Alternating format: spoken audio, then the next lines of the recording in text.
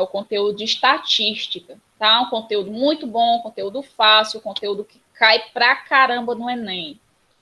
No Enem é o que tem, é gráfico e tabela. Interpretação de gráfico, interpretação de tabela, cálculo de porcentagens em cima das tabelas. Então, é o que tem, tá, gente? Então, esse conteúdo aqui de estatística, nosso conteúdo novo, é extremamente necessário. É um conteúdo ótimo para a gente trabalhar, certo? Então, vou retomar aqui as gravações, tá? Então, ele tá parando de gravar? Vixe. Vou tomar aqui as gravações no meu programinha. E a gente inicia o conteúdo de estatística.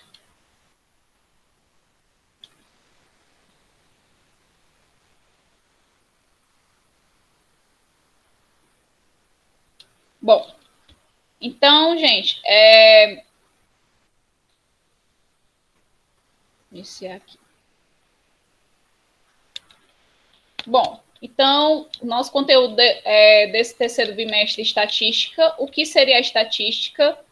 É um conteúdo que trata de quantificar a análise, a interpretação e a descrição dos dados numéricos, tá? De uma certa população ou de uma amostra. Quem quiser acompanhar esse conteúdo no livro didático, ele vai estar na página 172, viu? Então, no livro didático de vocês mesmo, ok? Então, aqui a gente tem uma população que é a quantidade da população inteira. Já pensou, gente? A gente tem que analisar os dados da população do Brasil inteira. Aí é praticamente sem condições. Aí, para a gente analisar os dados estatísticos, a gente, na maioria das vezes, trata de amostra, que é uma parcela da população. Geralmente, as pesquisas são feitas com 2.000 pessoas, 5.000 pessoas, 10.000 pessoas, para representar a amostra da população inteira, ok? Então, quando a gente trata da amostra ou da população, no caso, a gente trata de variáveis quantitativas, por exemplo, idade, peso, são variáveis quantitativas que eu posso mensurar, que eu posso medir. E variáveis qualitativas, que são variáveis que eu não posso medir. Que variáveis são essas? A cor, o sexo, são coisas que eu não estou podendo medir, certo? Então, no caso, a gente vai trabalhar muito hoje com a distribuição de frequências, certo? E a distribuição de frequências, ela aparece muito nas tabelas, tá? Então, aqui foi feita uma pesquisa em uma escola de ensino médio em 2017, foi quantificada a quantidade de enxadristas. O que seriam enxadristas? São pessoas que jogam xadrez, tá? Isso aí eu só descobri lendo no livro de vocês. Então, foi colocada aqui as pessoas que jogam xadrez em certa escola em 2017. Aí está aqui a tabela da quantidade absoluta, tá? Ou seja, do jeito que a pesquisa foi feita, foi colocada aí. Depois, essa tabela pode ser resumida, tá? Para a frequência absoluta, ou seja, a quantidade inteira dos estudantes que jogam xadrez, ok? Do primeiro ano, 2 estudantes, do segundo ano, 1 estudante, do terceiro ano, 5 estudantes. Então, aquela pergunta interessante: qualquer número real pode representar a frequência absoluta? O que vocês acham?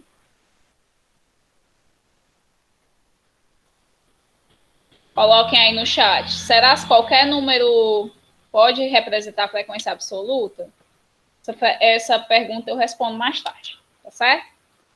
Então, outra maneira de você tratar os dados em uma tabela, sem ser na frequência absoluta, é a frequência relativa, que você trata com a porcentagem, geralmente, não é sem porcentagem, não.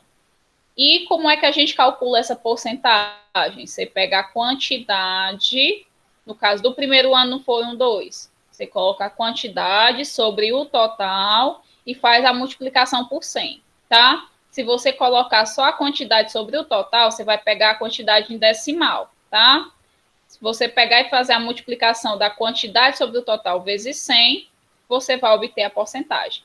Então, no caso, na maioria das vezes, você trata a frequência relativa na forma de porcentagem, tá? Mas não é toda vida que ela vai vir na forma de porcentagem, ok? Geralmente, ela vem em porcentagem, mas ela pode vir em fração, ela pode vir também em decimal, ok? Então, a tabela fica completa dessa forma, organizada dessa forma. Coloca-se o ano que estuda, a frequência, que é chamada de frequência absoluta, que é a quantidade. Quantas pessoas jogam xadrez no primeiro ano? São 2. Pronto. Tá aqui a frequência absoluta. Já a frequência relativa é a quantidade em porcentagem, ou em fração, ou em decimal, que representa essa quantidade de 2 em relação ao meu total. Ok? E a soma das frequências relativas é sempre para dar 100. Nem sempre ela vai dar 100, porque se aqui der muito quebradinha, às vezes ela vai chegar bem pertinho, 99,9, 99,8, ok? Vai chegar bem pertinho, às vezes não chega não, tá certo? Mas é para chegar em 100%, tá bom? Uma outra coisa que a gente estuda é a frequência acumulada em relação à frequência absoluta e a frequência acumulada relativa. Eu ia falar negativa. Relativa. Como assim? A frequência acumulada absoluta, por exemplo, aqui dos estudantes do primeiro ano que jogam xadrez são 2. Do segundo ano é 1. Então, a acumulada aqui vai ser 3, porque 2 mais 1 vai ser 3. E isso na absoluta, tá? E aqui no terceiro ano, qual é a frequência acumulada se eu chegar até aqui? Se eu chegar até aqui, eu reúno todos os dados. Então, a minha frequência acumulada vai ser o total. Ok? Então, a frequência acumulada relativa, como é que eu vou proceder? Da mesma forma, eu vou somando. Aqui a primeira, 25%, para chegar na segunda, eu já somo 25% mais 12,5, que vai ser 37,5, e para chegar no próximo, eu somo os 37,5 mais os 62,5. Chegando aqui, eu já vou ter o 100%. Ou seja, a frequência acumulada, ela serve para eu reunir os dados de um determinado grupo. E a frequência acumulada a gente faz na ordem da tabela, tá certo? A gente organiza a tabela bem direitinho e faz a ordem da tabela, ok? E pronto, aqui foi feita uma pesquisa correspondente aos salários dos funcionários e foi colocado em ordem crescente. Aqui já foi legal que já colocou em ordem. Às vezes eles dão uma pesquisa bruta, toda desorganizada para a gente organizar. Então, quando a gente já tem a pesquisa já organizada de ordem crescente ou ordem decrescente, a gente diz que essa pesquisa está em rol, tá? Ou seja, ela foi organizada em rol, tá? O que geralmente a gente diz é que a pesquisa está em rol, tá bom? Os dados estão representados em rol, ou seja, já estão organizados, já está tendo uma ordem ou crescente ou decrescente, ok? E no caso aqui, essa nossa tabela, vou voltar um pouco para ela, o intervalo é bem curtinho, tá? Aqui varia muito, aqui tem 2 de 900, aqui tem um de 950, tem um de 1.000, aliás, tem 2 de 1.000, tem um de 1.100, tem um de 1.150. Ou seja, se a gente for mexer uma tabela desse jeito, essa tabela vai ficar imensa, vai ficar enorme. Então, para esse tipo de caso, a gente vai fazer uma tabela agrupando os valores em intervalos ou classes, tá? Vai fazer uma tabela de intervalos. E para a gente fazer esse tipo de tabela, a gente vai fazer o seguinte: a gente vai pegar o maior valor e o menor valor, vamos diminuir e a gente vai obter a amplitude total, ou seja, de quanto essa tabela vai variar. Ou seja, no caso, a gente pegando o maior valor e o menor valor, 7.400 é o maior, 900 é o menor, a gente diminui e a gente obtém a amplitude total, ou seja, a gente vai diminuir. E para a gente saber qual é a quantidade de intervalo, e a gente vai fazer a amplitude de cada intervalo, certo? No caso, aqui é bem opcional. Eu posso dividir em intervalos de 10, eu posso dividir em intervalos de 5, posso dividir na quantidade de intervalos que eu quiser, ok? Aí, no caso, aqui foi considerado, nesse nosso caso, foi considerado 6 intervalos, certo? Mas a quantidade de intervalos é bem opcional, tá? Vai de quem quer quantificar seus dados, tá bom? Foi considerado 6 intervalos, então foi pegado essa minha amplitude total e foi dividido em 1.100, tá? Aliás, foi pegada essa minha amplitude total, foi aumentada em 100 e dividido por 6 para a gente obter um intervalo mais congruente, um intervalo mais distribuído. Então, dividido em 6 intervalos, cada intervalo foi de 1.100, ok? Então, a nossa tabela vai funcionar assim.